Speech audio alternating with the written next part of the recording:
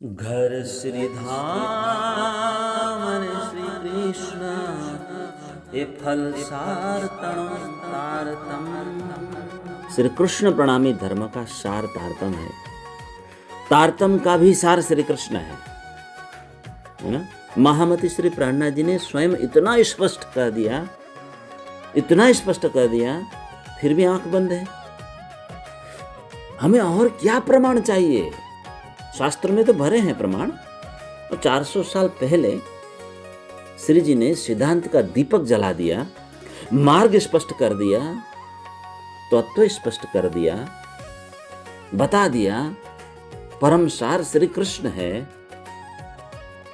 अब उस स्पष्ट वाणी को छोड़कर अपनी बुद्धि, अपनी दलील, अपनी फिलोसॉफी चलाएं तो इससे बड़ा दुर्भाग्य क्या होगा? श्रीमुख वाणी हाथ में है, दीपक हाथ में है, और हम अंधेरे में रास्ता खोज रहे हैं।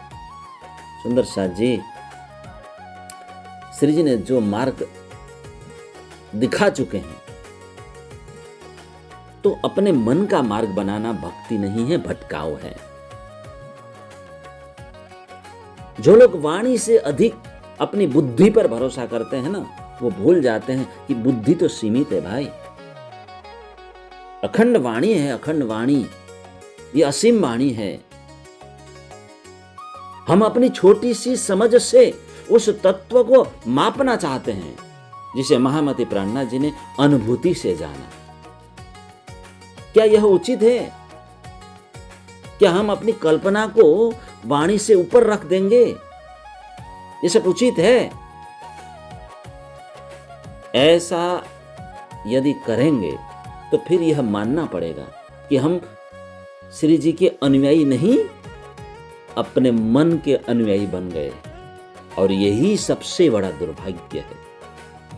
सिद्धांत छोड़कर बुद्धि चलाना, समर्पण छोड़कर तर्क चलाना, वाणी छोड़कर मन चलाना, यही पतन की शुरुआत है, यही पतन की शुरुआत है।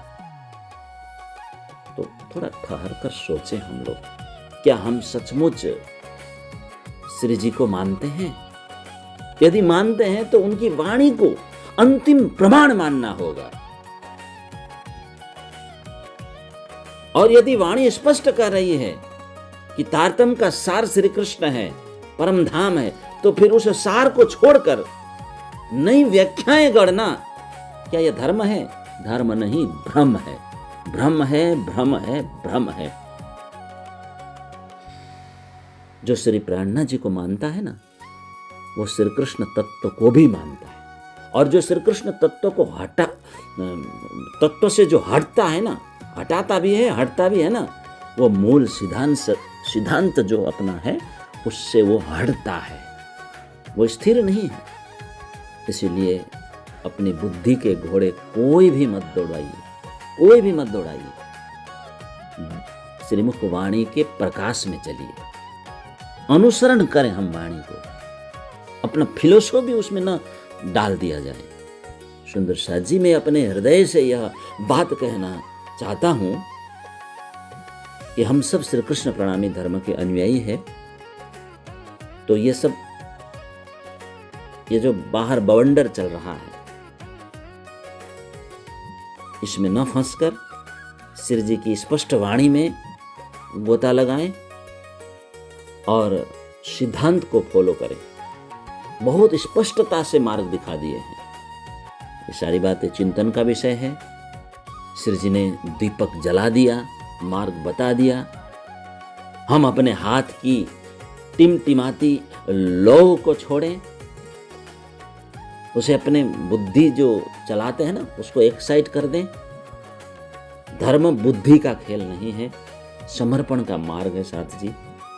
मन की फिलोसफी, मन के तर्क, अपनी व्यक्तिगत धारणाएं मूल सिद्धांत से ऊपर कभी नहीं हो सकता। ये दुर्भाग्य है, आध्यात्मिक दुर्भाग्य है अगर ऐसा करते हैं तो।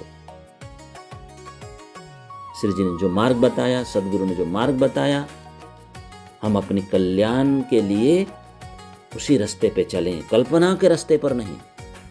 यह तो वही बात हुई ना फिर तो, नदी सामने बह रही है और हम प्यास बुझाने के लिए रेत खोद रहे हैं, रेत। इसलिए श्री मुखवाणी वचन के प्रति हम निष्ठा रखें। 400 साल पहले जो सत्य बताया गया वह आज भी उतना ही सत्य है साथ जी। श्री कृष्ण ही सार है, धाम ही हमारा ध्येय है और तारतम उसका सेतु है। इसलिए अपनी बुद्धि का अहंकार छोड़कर मूल सिद्धांत पर लौटे, नहीं तो हम उस सत्य तक नहीं पहुंच पाएंगे, भटकते रह जाएंगे। तो हमारी निष्ठा, हमारा धर्म, हमारा मार्ग हम समझें। शब्दों का जाल मत बुने, तत्व को छोड़कर तर्क में मत उलझें, अखंड नाम को छोड़कर अभिमान में मत बहें। पर्ण आवे तोले एक निम्न श्री कृष्ण कहंता, श्री कृष्ण ही परम तत्व है। उन्हीं में लगिए, उन्हीं में रमिए, वहीं से पार परम धाम मिलेगा। प्रणाम।